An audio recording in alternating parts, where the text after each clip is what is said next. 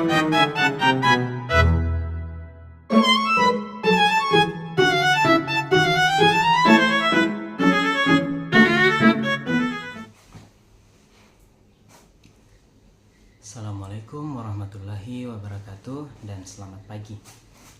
Perkenalkan, nama saya Ahmad Muhaimin dengan NIM A11124049.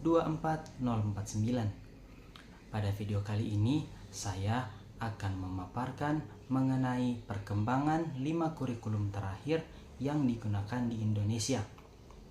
Video kali ini ditujukan untuk menyelesaikan ujian akhir semester pada mata kuliah Telaah Kurikulum dan Buku Teks Bahasa Indonesia.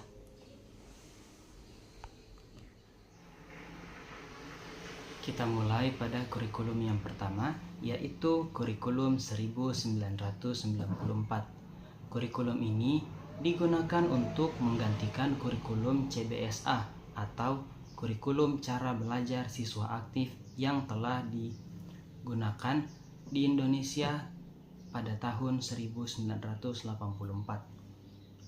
Kurikulum 1994 ini merupakan upaya pemerintah untuk mengintegrasikan teknologi dalam proses pembelajaran. Pada kurikulum ini juga diharapkan pelajar menjadi seseorang yang cakap, mandiri, dan berbudi luhur. Kurikulum 1994 ini menggunakan metode belajar hafalan dengan materi pada setiap mata pelajaran yang begitu padat. Setelah berjalan selama kurang lebih 9 tahun, mulai dari tahun 1994 hingga tahun 2003, kurikulum ini kemudian digantikan dengan kurikulum baru, yaitu KBK, yang mulai digunakan pada tahun 2004. KBK sendiri merupakan singkatan dari kurikulum berbasis kompetensi. Kurikulum ini merupakan kurikulum yang diciptakan oleh pemerintah negara Indonesia untuk mengatasi kelemahan pada kurikulum sebelumnya. Salah satunya yaitu materi belajar yang sangat padat, sehingga waktu yang digunakan siswa untuk belajar menjadi lebih lama. Hal ini pun banyak dikeluhkan oleh peserta didik pada kurikulum tersebut, sehingga dibentuklah kurikulum baru dengan materi pembelajaran yang lebih sederhana agar waktu belajar siswa menjadi lebih efisien, sehingga terciptalah kurikulum berbasis kompetensi ini. Meskipun dirancang sebagai kurikulum penyempurna, kurikulum berbasis kompetensi ini hanya bertahan selama 2 tahun, yaitu tahun 2004 dan 2005. Kenapa hanya bertahan 2 tahun?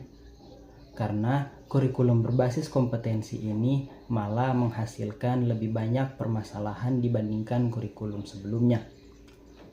Permasalahan-permasalahan seperti guru-guru yang belum siap dengan kurikulum ini, dokumen-dokumen pembelajaran yang belum matang, serta kritik dari berbagai pihak terkait kurikulum berbasis kompetensi ini yang dirasa masih sangat abstrak dan mentah, sehingga banyak yang mulai mengkritik kurikulum ini. Hal itu pun direspon oleh pemerintah negara kita, sehingga kurikulum berbasis kompetensi ini disempurnakan lagi dan menghasilkan kurikulum baru, yaitu kurikulum KTSP 2006 yang mulai diterapkan pada tahun 2006 hingga tahun 2012 sebagai penyempurna dari kurikulum 2004 yang memiliki banyak masalah tersebut. KTSP atau kurikulum tingkat satuan pendidikan merupakan kurikulum berbasis kompetensi yang disempurnakan. Kedua kurikulum ini tidak memiliki banyak perbedaan karena KTSP memang dirancang untuk menyempurnakan kurikulum berbasis kompetensi karena sebelumnya memiliki banyak masalah.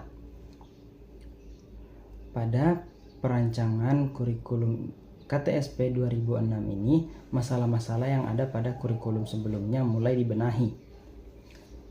Seperti dokumen-dokumen pembelajaran yang disusun dengan lebih baik, pelatihan guru yang lebih intens dan lebih merata, agar guru lebih memahami terkait kurikulum ini.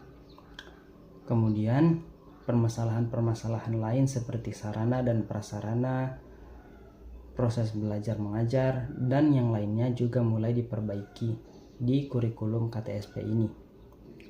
Hasilnya, pembelajaran pada saat penerapan kurikulum ini menjadi lebih baik, dan hasil dari perbaikan itu adalah salah satunya adalah diciptakannya BSE atau buku sekolah elektronik untuk menunjang proses belajar mengajar siswa di sekolah.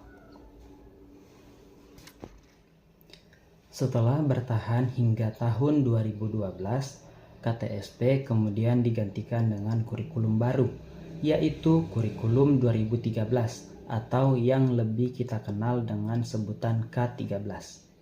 K13 dirancang sama seperti kurikulum-kurikulum sebelumnya, yaitu untuk mengatasi permasalahan-permasalahan yang ada pada kurikulum lama.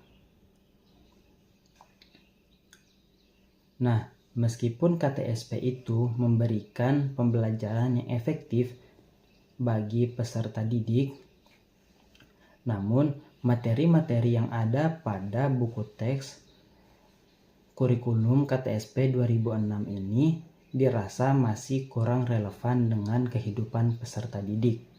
Oleh karena itu, K13 mengatasinya dengan menyusun materi-materi lewat tema yang relevan dan dekat dengan kehidupan peserta didik, seperti tema tentang keluarga, alam, ataupun tema tentang kesenian daerah. Di kalangan pelajar, termasuk saya, menganggap kurikulum 2013 ini sebagai kurikulum yang terbaik yang pernah digunakan dalam sistem pendidikan di Indonesia. Meski begitu, kurikulum 2013 bukanlah kurikulum yang sempurna. Ada beberapa masalah yang pernah dialami oleh kurikulum ini. Masalah yang sering dikeluhkan yaitu mengenai mata pelajaran yang wajib dipelajari seluruhnya oleh peserta didik, serta visual buku teks yang ada pada kurikulum ini dirasa sudah mulai kuno. Hal ini mendorong pemerintah untuk menciptakan kurikulum baru, yaitu kurikulum merdeka. Kurikulum merdeka dirancang dan digunakan untuk mengatasi masalah yang ada pada kurikulum 2013. Kurikulum merdeka memberikan kebebasan bagi peserta didik untuk memilih mata pelajaran yang sesuai dengan minat dan bakat mereka, serta buku teks yang diperbaharui dengan visual yang lebih interaktif untuk mendorong imajinasi dan pemikiran kreatif peserta didik. Kurikulum merdeka mulai digunakan sejak tahun 2020 dan terus berkembang sampai saat ini. Baiklah, itu tadi sedikit penjelasan yang dapat saya paparkan mengenai perkembangan 5 kurikulum terakhir yang pernah digunakan dalam sistem pendidikan di Indonesia. Mulai dari kurikulum 1994, kurikulum berbasis kompetensi tahun 2004, kurikulum tingkat satuan pendidikan tahun 2006, kurikulum 2013, dan kurikulum merdeka pada tahun 2020 sampai saat ini. Terima kasih dan Assalamualaikum warahmatullahi wabarakatuh.